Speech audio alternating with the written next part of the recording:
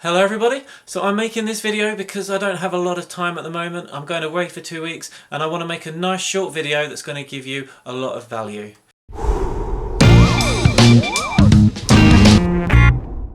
Now I've chosen this subject just by clicking this one button. We can make our videos look a lot more professional, and I'm going to go into how we do this and why.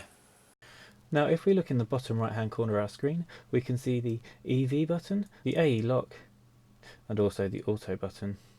Now our Mavic Mini does not have the ability to shoot in manual mode, and this is a drawback, but by using the AE button we can actually get around this. So when we press the AE lock button, it locks the exposure. Now as the ISO is likely to be set at 100 and the aperture is set at 2.8, the only other thing that can change the exposure is the shutter speed. So effectively we're actually shooting in manual. The only difference is we don't actually know what the shutter speed is.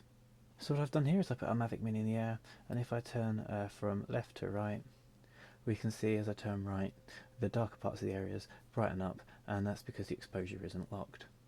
If I turn it back again and we do the same thing again, if I turn from left to right, we can see that the exposure is exactly the same, and where before it was a bit brighter, now it's a little bit darker, but it's still very easy and clear to see.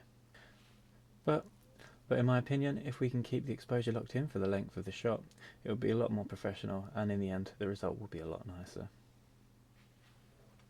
Another thing I've noticed is if you lock the exposure and then go into quick shot mode, when quick shot mode actually triggers, it then turns off the auto lock. So because of this, I would hit the quick shots, and as soon as this shot starts, then lock the exposure. Okay guys, so as I said, this is a short video. I'm going away now. If you don't want to know what I'm up to, hit that subscribe button and you'll shortly find out. If you do have any questions or anything you'd like to know, please leave them in the comment section down below. And I would just like to add that where I'm going away for a while, it might not be easy for me to reply to comments, so please be patient, and I should be back within a couple of weeks.